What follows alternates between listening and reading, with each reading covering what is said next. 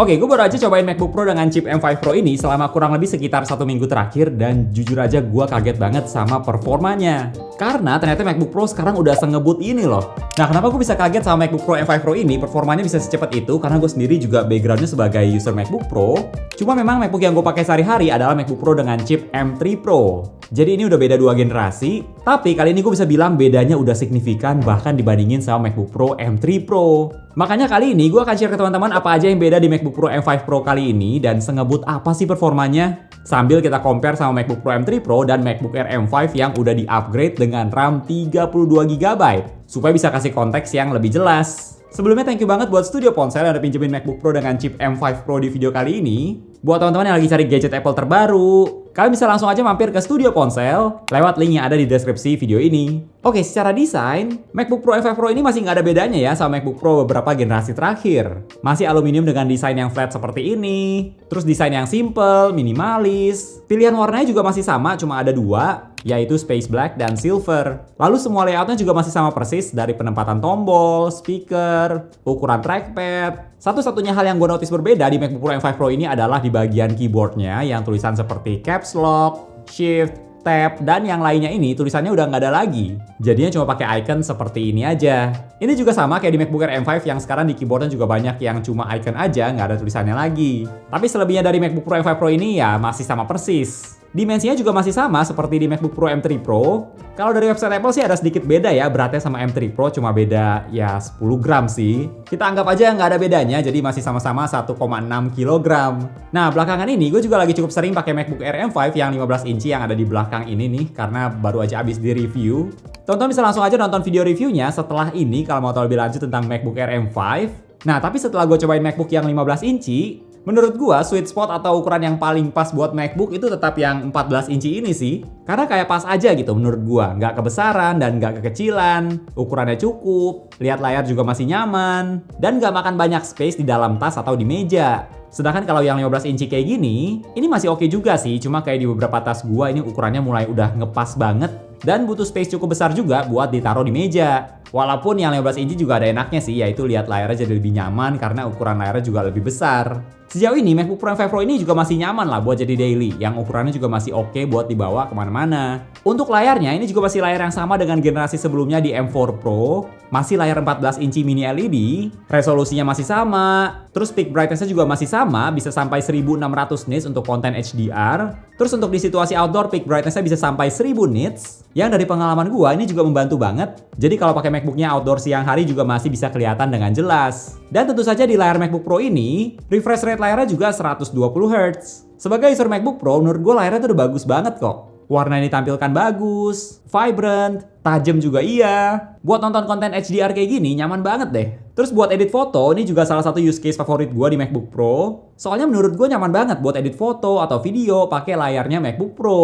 Termasuk buat main games juga ini layarnya udah oke banget. Oh ya, di MacBook Pro M5 Pro ini juga ada opsi Nano Texture Display. Ini yang layarnya nggak terlalu pantulin cahaya. Ini bakal cocok banget sih kalau misalnya setup kalian deket sama misalnya jendela. Nah, itu pasti bakal sangat terbantu sama Nano Texture Display supaya mengurangi pantulan cahaya di layar MacBook kalian. Walaupun ya ada ekstra biaya lagi sih. Kalau dari website Apple perlu nambah $150 atau udah sekitar kurang lebih 3 juta rupiah. Terus walaupun gue pakai Apple Studio Display di studio ini, tapi jujur aja menurut gue buat ngedit foto atau video, itu masih lebih nyaman lihat layarnya MacBook Pro sih. Kalau external display kayak gini tujuannya lebih ke bisa lihat layar dengan tampilan yang lebih luas aja. Tapi jangan salah paham juga ya, layarnya Apple Studio Display ini juga bagus kok. Cuma masih lebih bagus layarnya MacBook Pro. Dan ngomong-ngomong soal external display, sekarang di MacBook Pro M5 Pro support hingga 3 external display sekaligus. Ya menurut gue ini peningkatan yang bagus juga dari yang sebelumnya support hingga 2 external display. Jadi teman-teman sekarang bisa pakai 3 layar 6K 60Hz secara bersamaan. Buat lebih lengkapnya gue akan tampilin di layar kalian beberapa kombinasi external display yang bisa kalian pakai di MacBook Pro M5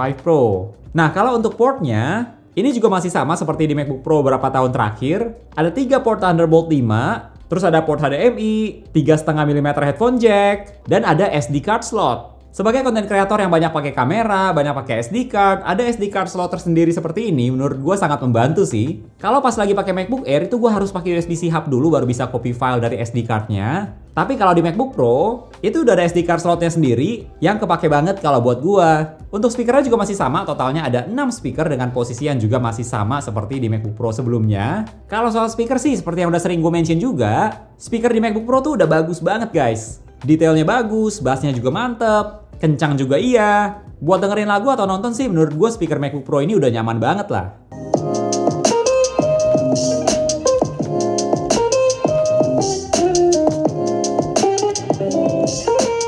Nah, kalau tonton cek di website Apple, terus di-compare sama misalnya MacBook Pro M4 Pro atau M3 Pro, sebenarnya ada sedikit beda di bagian audionya. Tepatnya di bagian ini nih, yang ada voice isolation, wide spectrum microphone. Nah, gue udah coba tes kualitas mikrofon dari MacBook Pro M5 Pro ini, dan dari yang gue coba sepertinya ada peningkatan sih, tapi bukan yang signifikan banget. Bahkan ini sepertinya lebih ke arah software, bukan ke mikrofonnya yang berbeda. Dari yang gue coba, bedanya itu cuma lebih ke kalau lagi di ruangan yang suara AC-nya bisa kedengeran di mic, itu nanti pas kalian lagi call atau rekam audio, itu suara AC-nya jadi lebih nggak kedengeran dibandingkan pas gue coba di MacBook Pro M3 Pro gue sendiri. Perbedaannya bukan yang signifikan banget, tapi ya memang ada membantu juga untuk mengurangi noise di sekitar pas misalnya lagi video call atau hal-hal yang berhubungan sama audio di MacBook Pro M5 Pro ini. Oke, jadi video yang lagi teman-teman lihat saat ini adalah video yang direkam langsung dari webcamnya MacBook Pro M5 Pro, dan juga sekalian aja kita langsung cobain kualitas mikrofonnya. Jadi seperti ini kualitas webcam dan mikrofonnya. Terus di bagian webcamnya ini juga masih sama, masih kamera 12 megapiksel center stage dengan resolusi video 1080p.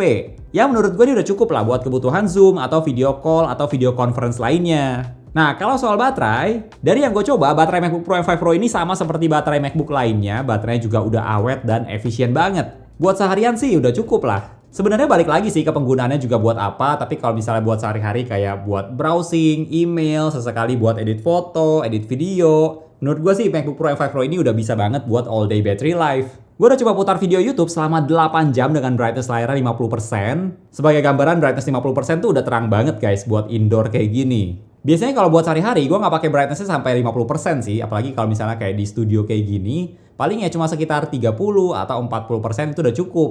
Nah, selama putar video YouTube 8 jam dengan resolusi 1440p, baterai MacBook Pro M5 Pro berkurang 48%. Yang menurut gue sih ini udah oke banget ya, nggak sampai setengah dengan brightness layar yang cukup terang. Padahal layar terang itu kan juga salah satu faktor yang biasanya bikin baterai cepat habis. Tapi di MacBook Pro M5 Pro ini, bahkan baterainya belum berkurang sampai 50% loh, setelah 8 jam. Terus gue juga udah compare sama MacBook Air M5 buat putar video YouTube selama 8 jam, karena gue penasaran bedanya gimana sih sama MacBook Air M5. Dan hasilnya, kalau di MacBook Air M5 baterainya berkurang 60% setelah 8 jam. Nah, untuk spesifikasi MacBook Pro M5 Pro yang ada di video ini sudah didukung dengan 15 core CPU, 16 core GPU, 16 core Neural Engine, RAM-nya 24GB, dan storage-nya 1TB. Sekarang semua seri MacBook Pro itu minimum storage-nya udah 1TB dari yang sebelumnya di MacBook Pro M4 Pro itu masih 512GB.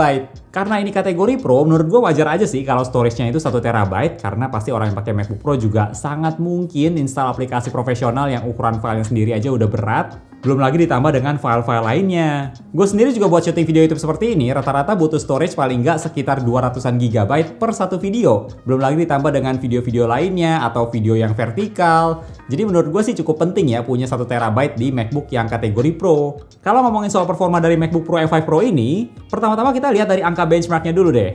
Buat teman-teman yang penasaran sama angka benchmark dari MacBook ini, gue akan tampilin di layar kalian performa CPU single core, multi-core, GPU, dan seperti yang teman-teman lihat, angka benchmark dari M3 Pro ke M5 Pro itu lumayan signifikan loh bedanya.